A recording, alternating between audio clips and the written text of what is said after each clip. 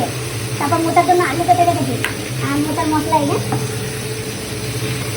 আদা বাটা, কাঁচা লঙ্কা বাটা, ধনে জিরার গুঁড়ো অল্প দিয়েছি, একটু কালার হওয়ার জন্য কাশ্মীরি লঙ্কা গুঁড়ো, হলুদ, নুন, আর পরে একটু স্বাদ মতন চিনি আর গরম মশলা গুঁড়ো দেবো।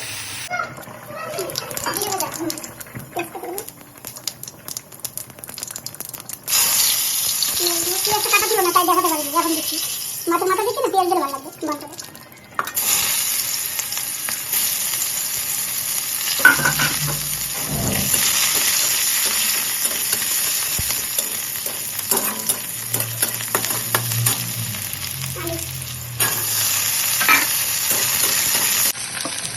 মাথা দিয়ে দিই, হ্যাঁ সব দিয়ে দিই, এবং মশলা দিয়ে দিই। ভালো করে তেল ছাড়া অবধি ভাজতে হবে। ভাজতে হবে আর যেটুকু অল্প ভাজতে হবে, মোটাটা দিয়ে এই দেখো মোটা সেদ্ধ করে নিয়েছিলাম। হ্যাঁ এই সেদ্ধ মোটাটা দিয়ে দিতে হবে। সুন্দর দেখো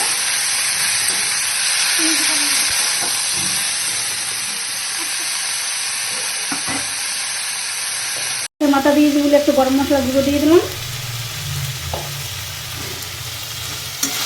গরম মশলা গুঁড়োটা দিলে না সেন্টটা ভালো আছে। হয়ে গেছে তাই তো, মোটা একদম হয়ে গেছে। আমাকে দেখো টিভিটা অবশ্যই আবার বাড়িতে ট্রাই করবেন, দেখবেন আপনাদের সবার ভালো লাগবে।